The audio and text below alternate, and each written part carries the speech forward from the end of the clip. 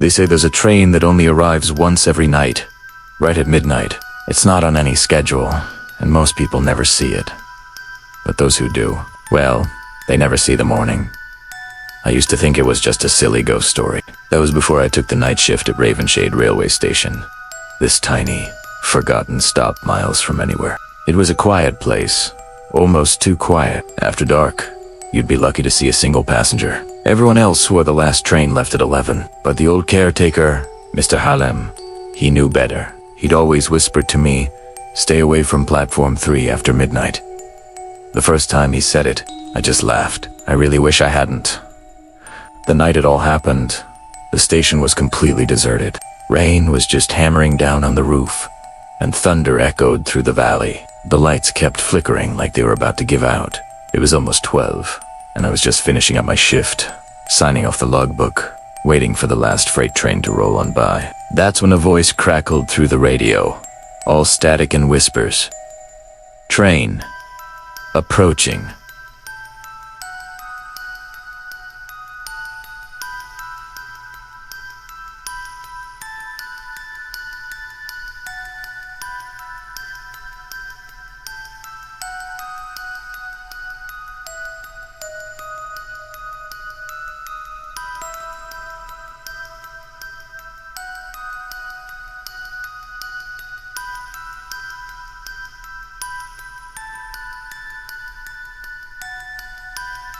As well as my stomach just dropped.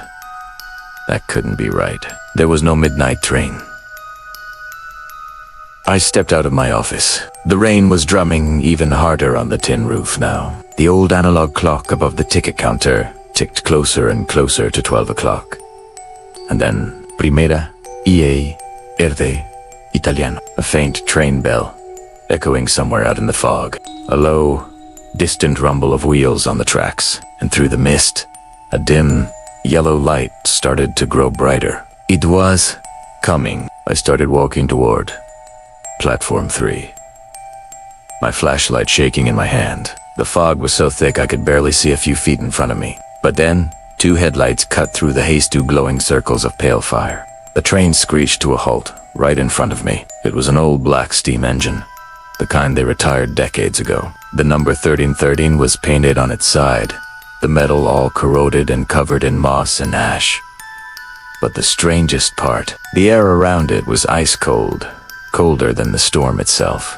The doors hissed open. Inside, everything was bathed in this dim, sickly yellow light, and there were people sitting in the seats.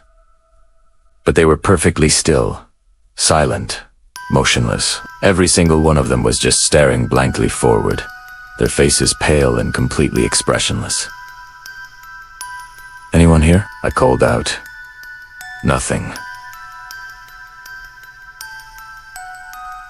Just the sound of the rain. Then I saw the conductor. He was standing at the far end of the car, tall and thin, his face hidden in shadow under his cap. He slowly raised a gloved hand and motioned for me to come closer. Something about him felt so wrong. His movements were too slow, too deliberate, like a puppet on strings. I took a step back, and my flashlight flickered. That's when I noticed the platform clock. It was stuck at exactly 12 o'clock. The second hand was twitching, but it wouldn't move. I turned to run, but a voice whispered right behind me. "Ticket, please." I froze. The conductor was suddenly right there, so close I could feel the chill coming off him. He spun around, and for the first time, I saw his face, or what should have been a face. There was nothing there, just darkness under the brim of his hat, a complete void. "Ticket, ticket," he whispered again, his voice sounding like multiple people speaking at once. "Hi, I don't have one," I stammered. He just tilted his head. "Then you must board." Before I could even react, the air around me felt like it was twisting. The fog got thicker, swallowing the entire platform. My feet felt like lead, like something was physically pulling me towards the open doors of that train. I tried to fight it, tried to move, to scream, but my body wouldn't listen. It felt like invisible hands were dragging me forward, step by step. And then, for just a split second, I saw my reflection in the train's window. Except, It wasn't my reflection. It was me, standing on the platform, staring back, while another version of me was already sitting inside the train, staring out with hollow, lifeless eyes. The door slammed shut. The sound jolted me back to reality. I blinked, and the train was just gone. The fog had lifted. The platform was empty and silent. I looked up at the clock.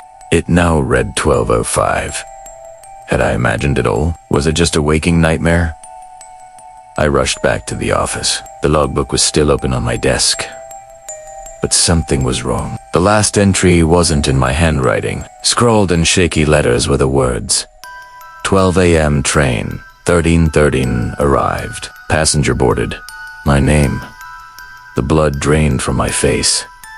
How could that be there? And then...